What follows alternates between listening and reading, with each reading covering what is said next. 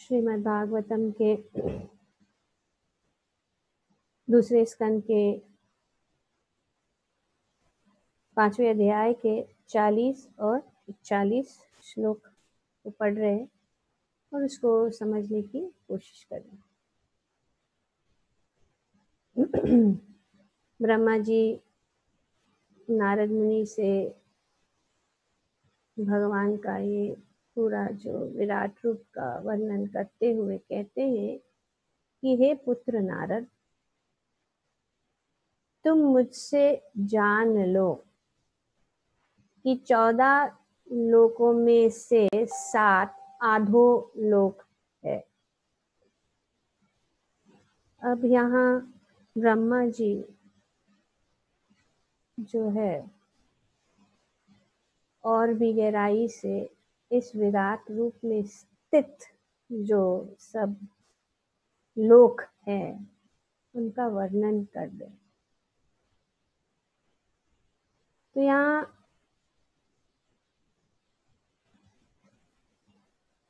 जो आधोलोक है उनका वर्णन कर रहे हैं। उनमें पहला लोक अतल है।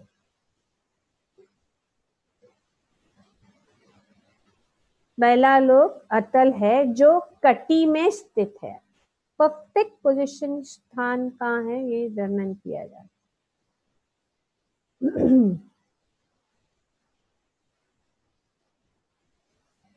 पहला लोक अतल है जो कटी में स्थित है। दूसरा लोक वितल झांगों में स्थित है। ये सारे जो लोक है वे भगवान के इस विराट रूप शरीर में जो है स्थित है, ये बताया जा रहा है। तीसरा लोक सुतल घुटनों में। चौथा लोक तलातल पिंडलियों में। पांचवा लोक महातल ढकनों में। छठा लोक रसातल जो पांवों के ऊपरी भाग में स्थित है तथा 7वां लोक पाताल लोक है जो तलवों में स्थित है। इस प्रकार भगवान का विराट रूप समस्त लोकों से पूर्ण है।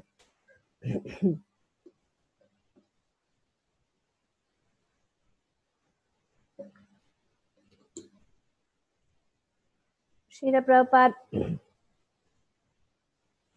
यहाँ पे अपने तात्पर्य में बताते हैं कि ये जो आधोलोक है इनका वर्णन यहाँ पे किया जा रहा है। और पहले के श्लोक में जो है सत्यलोक और जनलोक तपोलोक है ना, पहले के श्लोक में ये बताया गया कि किस प्रकार से भगवान के शरीर में ये अनेक अनेक लोक हैं, कुछ ऊपर और कुछ नीचे।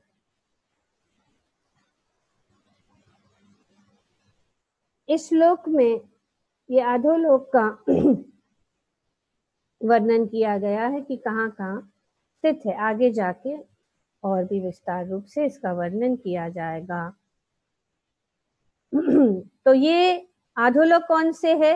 अतल, वितल, सुतल, तलातल, महातल, रसातल तथा पाताल। ये सभी लोग संपूर्ण ब्रह्मांड में बिखरे हुए हैं और इस ब्रह्मांड को का क्षेत्रफल 200 करोड़ गुना 200 करोड़ वर्ग मील है। तो बहुत ही विशाल, छोटा नहीं है। और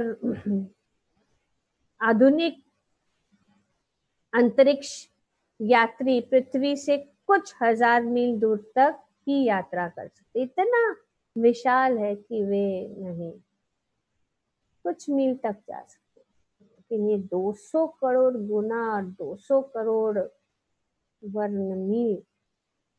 मील, तो इतना दूर पे है। चंद्रमा ऊर्ध्वलोकों के तीसरे स्तर पर स्थित है और श्रीमद् भागवतम के 5वें स्कंद में से हम अपार भौतिक आकाश में बिखरे विभिन्न लोगों की दूरी जान सकते हैं। तो ये श्रीमद् भागवतम में पूर्ण जो ज्ञान है हमें मिल सकता है। इस प्रकार से भागवतम जो है एक विज्ञान, ये साइंस है, साइंटिफिक भी है। हम जिस लोक में रह रहे हैं उसके परे असंख्य ब्रह्मांड है और ये सभी मिलाकर उस आध्यात्मिक आकाश का, जिसे ऊपर सनातन ब्रह्मलोक कहा गया है, यह छोटा सा अंश है। तो ये ब्रह्मलोक और सत्यलोक, उनका में क्या अंतर है, कौन बताएगा? मैं माता जी। Okay, yes, fastest finger first. Yes, Shall I? Yes. Satyalok अशाश्वत है और हाँ, ब्रह्मलोक शाश्वत। फर्क क्या है लेकिन ये कि ये है शाश्वत, मतलब क्या है, इस भौतिक जगत, इटर्नल। हाँ, भौतिक जगत में है, इसके लिए ये जो सत्यलोक जो है क्या है, अशाश्वत। Okay, summary else. तो ये कहाँ, किसका, यहाँ पे कौन रहता है? ओके, अदिति आता किसका? सत्यलोक में ब्रह्मा जी। ओके, ठीक है। तो ये है जो पिछले श्लोक में, very good, understanding and remembering also, very nice. तो फर्क बताया गया प्रभुपाद जी कि सत्यलोक जो है, जो कभी कभी ब्रह्मलोक भी कहते हैं, लेकिन ये ऐसा नहीं है। ब्रह्मलोक जो है, जो इस भौतिक जगत से के बाहर है, आध्यात्मिक जगत में ब्रह्म का, पर ब्रह्म का जो स्थान है उसको कहते हैं, और वो क्या है, शाश्वत। और ये जो सत्यलोक भी है जो यहाँ पे सबसे ऊपर,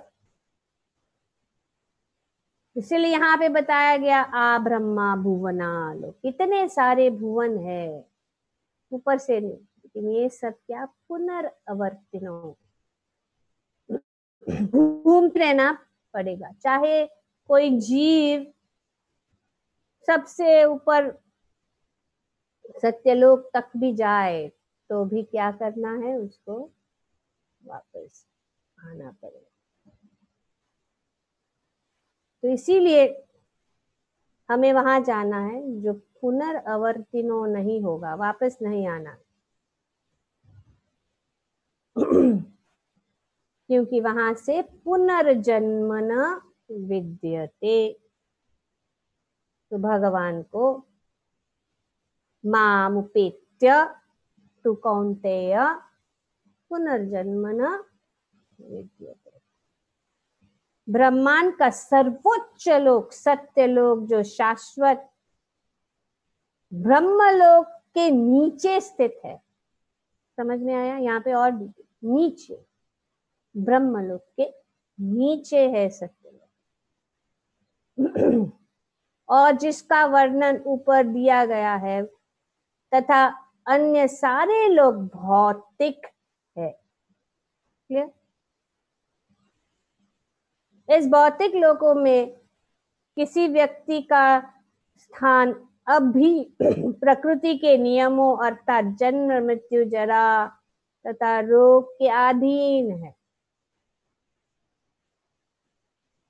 किंतु जब मनुष्य नित्य ब्रह्मलोक के सनातन आकाश में जो ईश्वर का धाम है प्रवेश करता है तो उसे उपयुक्त भौतिक कष्टों से पूर्ण मुक्ति मिल जाती है।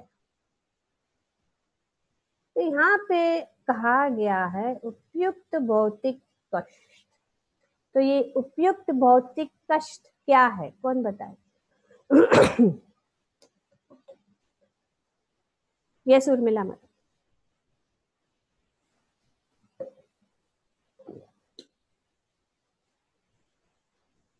सुनाई नहीं दे।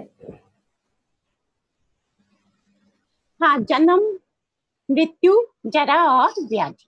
यस, हरे कृष्ण। ये सबसे ये उपयुक्त कष्ट जिससे कोई भी नहीं बच सकता है कि नहीं। जैसे कि अभी ये कष्ट है आज की स्थिति में, है ना, हम अनुभव कर रहे, मृत्यु दरवाजे पे खड़ी है और बीमारी खड़ी है, रोग यहाँ पे बताया गया है, जन्म मृत्यु जरा तथा रोग। कितना भी धन संपत्ति हो काम में नहीं आए, क्योंकि ये जो है धन है, ऐश्वर्य है या यश है, शक्ति है, ये सब जो है इन कोई भी इतना भी शक्तिमान क्यों ना हो, कितना यशस्वी क्यों ना हो, लेकिन ये चीजों से बच नहीं सकता। वो हम देख रहे हैं, चाहे वो कितना भी शक्तिशाली व्यक्ति क्यों ना हो, चाहे वो कितना भी पढ़ा लिखा क्यों ना हो, लेकिन ये जो है ये सबको लागू है, एक चींटी से लेके ब्रह्मा जी तक। तो ये ऐसा नहीं है कि जो भौतिक चीजें हैं उससे हम उससे बच सकते, थोड़ा बहुत राहत मिल सकता है, लेकिन जैसे कि महाराज ने उस दिन भी कहा कि आज ये वायरस कल दूसरा, ये तो चलता ही रहे। तो इसीलिए ये 14 भुवन का वर्णन किया जा रहा है और ये पॉइंट क्लियर हो जाना चाहिए कि इसको हमें पार करना है। और ये पार सिर्फ का मौका सिर्फ यही एक योनि है जो मनुष्य योनि में मिल सकता,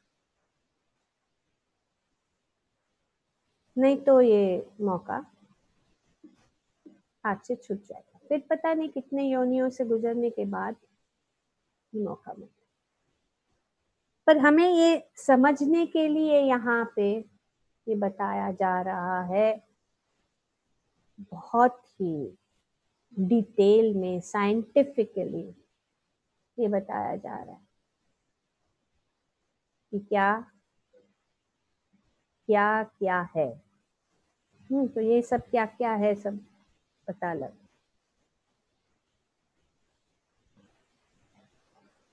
तो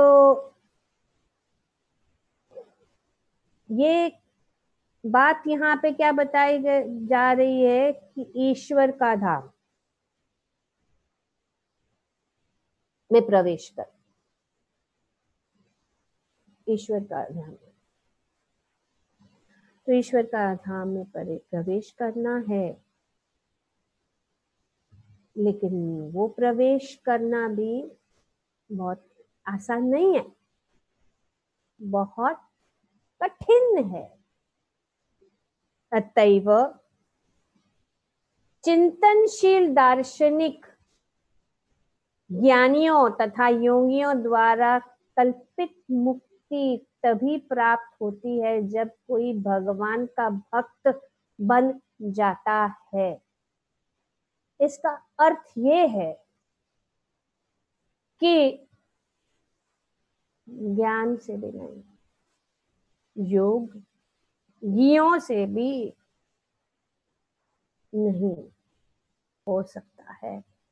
और ये भगवान ने भगवत गीता के 11वें अध्याय, जो यही टॉपिक से जुड़ा हुआ है, जो है विराट रूप। अभी चर्चा यहाँ पे क्या किसकी हो रही है? विराट रूप की हो रही है ना। तो इसका प्रमाण भगवान ने जो है दिया हुआ है। कहाँ पे? 11वें अध्याय। भगवान ने अर्जुन को अपना विराट रूप दिखाया, सब कुछ दिखाया जो हम यहाँ पे पढ़ने जा रहे हैं। तो भगवान क्या कह रहे हैं? अपना विराट रूप दिखा दिया, फिर उन्होंने अपने 4 भुजा वाला रूप दिखा दिया, फिर अपने 2 भुजा वाले रूप को दिखा दिया। फिर भगवान ने उनको कहा अंत में टेक्स्ट 53 में, नाहम वेदेर न तपसा न दानेन न छेजया शक्य एवं विदो दुष्टम दृष्टवान असि माम यथा। भगवान कहते हैं कि ना हम वेदे, जो श्रील प्रभुपाद जी, श्रील प्रभुपाद जी के तात्पर्य को हर बार हम ये बात बता रहे हैं कि हम आपके माइंड में ये फिक्स कर देना चाहते हैं कि प्रभुपाद जी के तात्पर्य को आंख बंद कर स्वीकार करना, क्योंकि उनका प्रमाण जो है शास्त्रों से, प्रभुपाद जी ने अपने तात्पर्यों में अपना मन से निकला हुआ कोई भी ऐसा चीज नहीं बताया, जैसे कि यहाँ पे प्रभुपाद जी ने बताया इस श्लोक में कि संभव नहीं है ज्ञान या योग से जब तक वो भक्त नहीं बनता, भक्ति स्वीकार नहीं कर। तो भगवान कहते हैं कि ना हम वेदे, 11वें अध्याय के 53, तुम अपने दिव्य नेत्रों से जिस रूप का दर्शन कर रहे हो उसे न तो वेदाध्ययन से, न कठिन तपस्या से, न दान से, न पूजा से ही जाना जा सकता है। भगवान का ये जो रूप है, श्याम सुंदर मुरली मनोहर, पूजा से जाना जा सकता है। कोई इन साधनों के द्वारा मुझे मेरे रूप में नहीं देख सकता।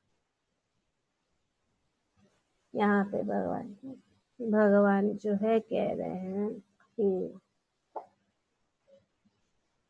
नहीं देख सकता। तो फिर कैसे देखें? भगवान को नहीं देख सकते हैं वेदों का अध्ययन से, तपस्या से, दान से। तो भाई बताओ कैसे? तो भगवान कहते हैं भक्त्यात्व अनन्य शक्य अहम एवं विदोर्जुना ज्ञात्वा दृष्टुम च तत्वेन प्रविष्टुम च परंतपः। भगवान कहते हैं कि हे अर्जुन, केवल अनन्य भक्ति द्वारा,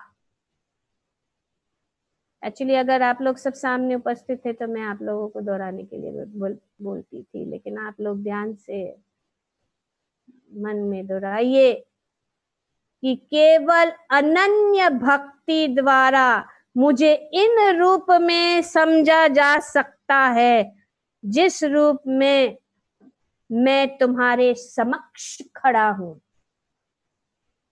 और इसी प्रकार मेरा शाश्वत दर्शन भी किया जा सकता है। यहाँ पे शाश्वत दर्शन, राइट? ऑलरेडी हम लोग ने पढ़ लिया है कि भगवान का जो रूप है वो शाश्वत है, और ये विराट रूप जो है अशाश्वत रूप है, टेम्परेरी है, हमेशा के लिए। शाश्वत रूप कौन सा है? श्री कृष्ण, श्याम सुंदर, मुरली मनोहर, नंद नंदन। तो इस प्रकार मेरा शाश्वत दर्शन भी किया जा सकता है, साक्षात दर्शन भी किया जा सकता है। केवल इसी विधि से तुम मेरे ज्ञान के रहस्य को पा सकते हो। तो ये रहस्य, इसीलिए ये दो दार्शनिक है जो ज्ञानी है वे नहीं जान सकते। श्री कृष्ण को केवल अनन्य भक्ति योग द्वारा समझा जा सकता है। किसके द्वारा? भक्ति योग के द्वारा। इसी श्लोक के तात्पर्य में श्री प्रभुपाद जी कहते हैं कि मानसी चिंतन, स्पेक्युलेशन, मनोधर्म द्वारा श्री कृष्ण को नहीं समझा जा सकता। जो व्यक्ति प्रामाणिक गुरु से मार्गदर्शन प्राप्त नहीं करता, उसके लिए श्री कृष्ण को समझने का शुभ आरंभ कर पाना भी कठिन है। तो ये प्रामाणिक गुरु, जैसे कि यहाँ पे श्री प्रभुपाद जी है और प्रभुपाद जी हमें समझा रहे, इसीलिए हम समझ पा रहे, नहीं तो अपनी बुद्धि से हम नहीं समझ पाएंगे। क्योंकि प्रभुपाद जी प्रामाणिक गुरु है और उन्होंने हमें ये ज्ञान दिया है और इतने सारे लंबे तात्पर्य लिखे हैं। हर एक श्लोक के ऊपर उन्होंने इतने सारे तात्पर्य लिखे हैं, अगर हम उनको पढ़े तो हम समझ में आ जाएगा। कुछ समझ में आ रहा है सब लोगों को कि नहीं? क्यों? क्योंकि प्रामाणिक गुरु के द्वारा जो ये तात्पर्य है हम पढ़ रहे हैं, नहीं तो हम कैसे समझे? कितने भी बुद्धिमान क्यों ना हो, कितना भी ज्ञान, हमें कुछ जरूरत नहीं है बड़ा ज्ञानी होना, क्योंकि ज्ञानी बनने से अगर यही बात नहीं समझ पाए तो क्या है? कोई मतलब ही नहीं। वेदेशु दुर्लभ अदुर्लभ बताया गया, कल हम चर्चा कर रहे थे। वो दुर्लभ, ये दुर्लभ चीज अदुर्लभ। आत्म भक्तो, भक्ति प्रेमांजचुरित, प्रेम का अंजन, भक्ति विलोचन, भगवान को देख सकते जब श्याम सुंदरम चिंत गुणस्वरूप। तो यहाँ पे ये वर्णन किया जा रहा है कि जो व्यक्ति प्रामाणिक गुरु के मार्गदर्शन प्राप्त नहीं करता, उनके लिए श्री कृष्ण को समझने का शुभ आरंभ कर पाना कठिन है। यहाँ पर तू शब्द का प्रयोग विशेष रूप से यह सूचित करने के लिए हुआ है कि कोई अन्य विधि न तो बताई जा सकती है और न प्रयुक्त की जा सकती है, न ही श्री कृष्ण को समझने में सफल हो सकती है। तो ये और कोई विधि नहीं है। क्या विधि है? क्या विधि है? Somebody else? Yes. Unconditional devotion. दैत्य पावन प्रभु बताइए। भक्ति योग से, भक्ति के द्वारा। अनन्य भक्ति। अनन्य भक्ति। यस, अनन्य भक्ति मतलब क्या है? प्रभुपाद जी कहते, my dear Arjuna, only by undivided, अनन्य मतलब undivided devotional service can I be understood as I am, standing before you, and thus can be seen directly. Only in this way, there's no other way. कोई दूसरा रास्ता नहीं है, एक ही रास्ता है, और वो है अनन्य भक्ति, भगवान को समझने की। तो आगे इसी अध्याय में भगवान कहते हैं कि हे अर्जुन, मत कर्म कृन् मत परमो मत भक्ता संग वर्जितः निर्वैर सर्वभूतेषु यः समाम एति पांडव। हे अर्जुन, जो व्यक्ति सकाम कर्म तथा मनोधर्म के कल्मश से मुक्त होकर, मनोधर्म से मुक्त होकर, मेंटल स्पेक्यूलेशन तो कहते हैं मनोधर्म से मुक्त, मेंटल स्पेक्यूलेशन से मुक्त, यहाँ पे बताया। जो व्यक्ति सकाम कर्म तथा मनोधर्म के कल्मश से मुक्त होकर, 4 चीजें भगवान बताते हैं इस श्लोक में। मेरी शुद्ध भक्ति में तत्पर रहता है, नंबर 1।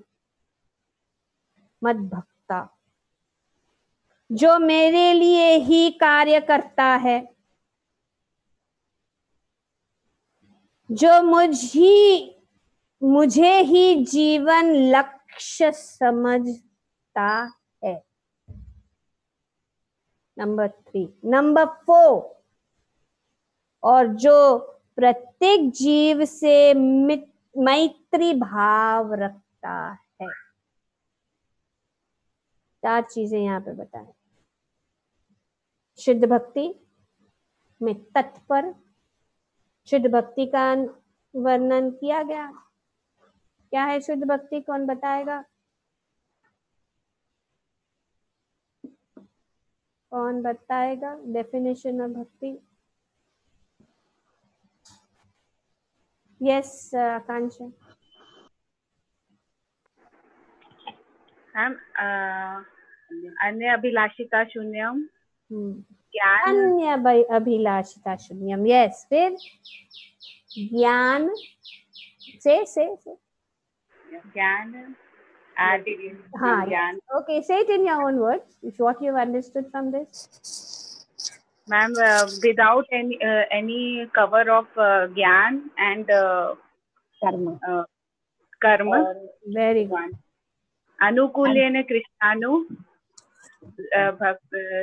शीलनम Bhakti शीलना। हाँ, भक्ति शीलनम भक्तिर उत्तमा। उत्तमा। Okay, right. सो ये है, इसको कहते हैं क्या? शुद्ध भक्ति। मिश्रित नहीं, मिश्रण नहीं होना चाहिए ज्ञान कर्म के। शुद्ध भक्ति, उसका इतना बड़ा प्रवचन हरिपार्षद प्रभु ने हमें दिया तो था। जो मेरे लिए ही कर्म करता है, कृष्ण कर्म, सब कार्य जो है वो कैसे?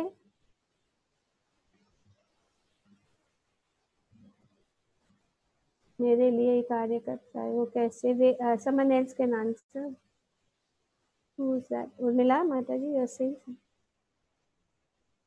हाँ, जो भी हम काम करते हैं, जैसे भोजन बनाते हैं, हम ये सोच के बनाएं कि हम भगवान के लिए भोग बना रहे हैं। सफाई करते हैं तो यही सोचें कि हम, क्योंकि घर में मंदिर है, सफाई करेंगे ताकि भगवान अच्छे से रह सकें।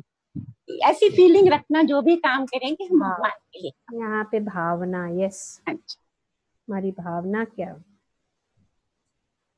दूसरा है, मुझे जीवन का लक्ष्य समझता है, और कुछ नहीं। जीवन का लक्ष्य जो भी है, सब कुछ जो कर रहे हैं वो भगवान को केंद्र बिंदु बन, लक्ष्य यही होना चाहिए कि भगवान की प्राप्ति, जो यहाँ पे बताया गया है इस श्लोक में, कि हमें जो है हमारा डेस्टिनेशन को, इस 14 भुवनों को पार करके वहीं जाना है। और मैत्री भाव रखना। सच्चा मित्र कौन है? कैसा नहीं? भगवान कृष्ण। यस, बट मैत्री भाव, परमात्मा।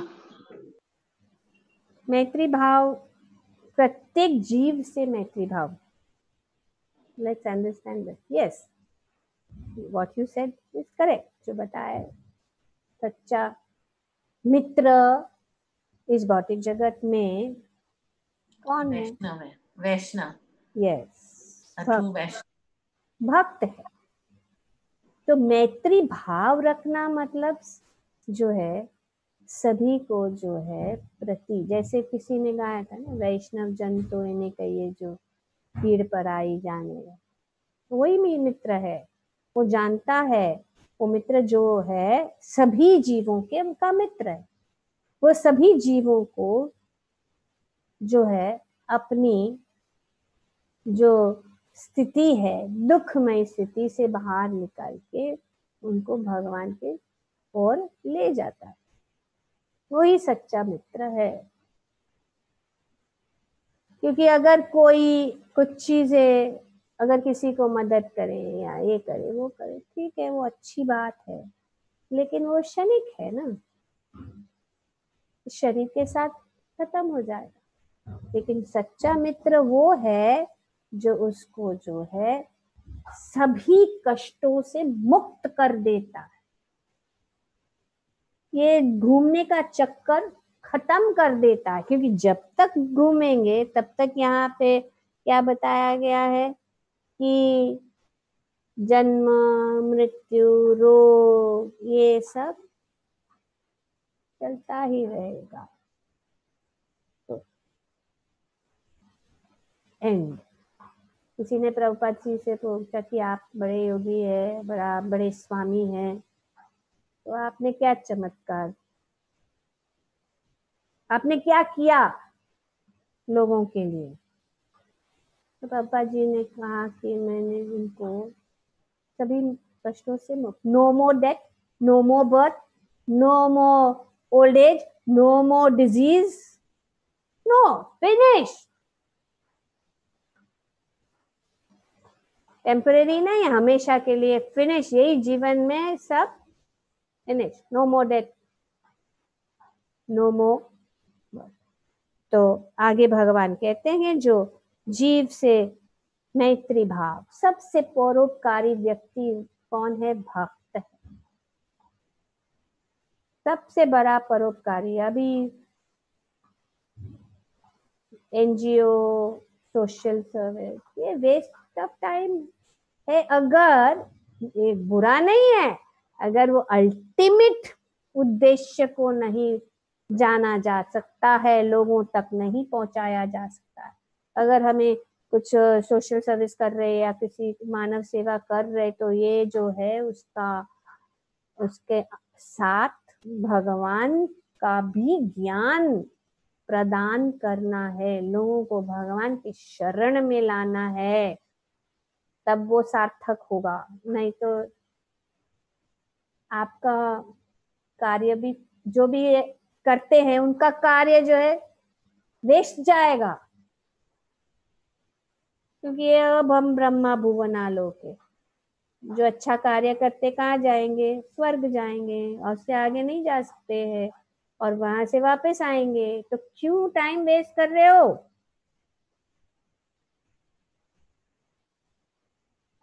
राइट। और भगवान सभी का ख्याल रख रहे हैं। अभी देख ही रहे हैं कि सब कितना पोल्यूशन कम, ये कम, वो कम, तो बीमारी नेचुरली कम होगा। लेकिन जो पर वो बीमारी ने हमें जो है बंद करके रख दिया ताकि सब कुछ बाकी का भी स्थिति। तो भगवान जो है और प्रकृति भगवान के निर्देशन के अनुसार चलती है और सब चल रहा है, लेकिन हम सोचते हैं कि अगर हम नहीं रहेंगे तो क्या होगा, कौन इनको देखेगा, कौन हेल्प करेगा। हेल्प करना है, लेकिन ये जानना जरूरी है कि सबसे बड़ा, उसके साथ सबसे बड़ा हेल्प यही है कि उनको हरि नाम का जो है दान दो, हरि नाम दो।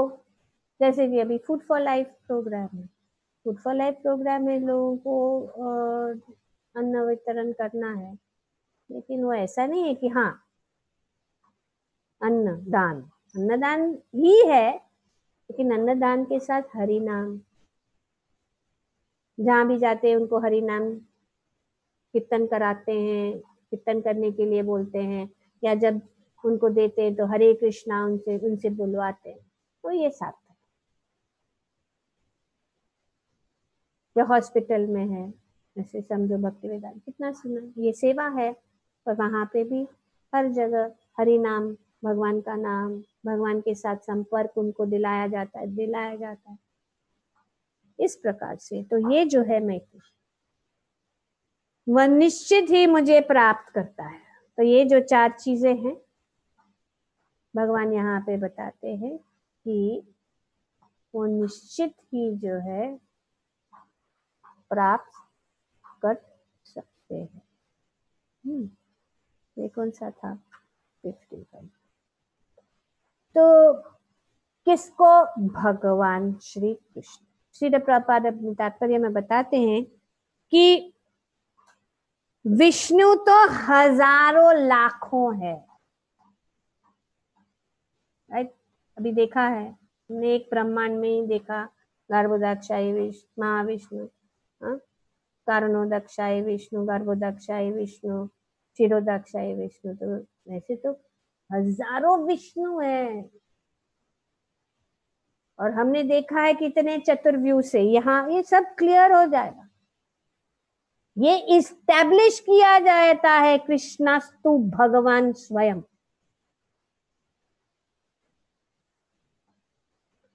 उसको जानने के लिए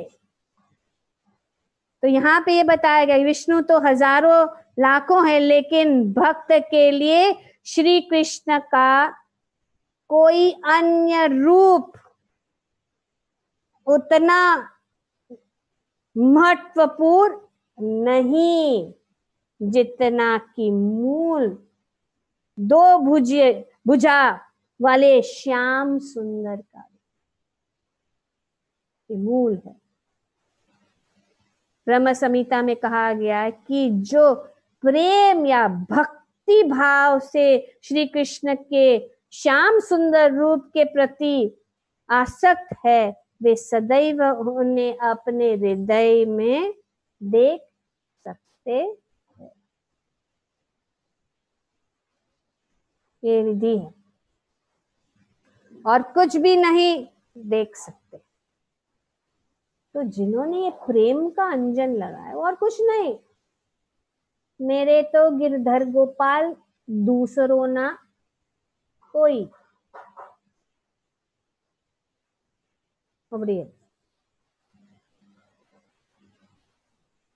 तो अतः मनुष्य को समझ लेना चाहिए कि इस 11वें अध्याय का तात्पर्य यही है कि श्री कृष्ण का रूप ही सर्वोपरि है एवं परम सार है।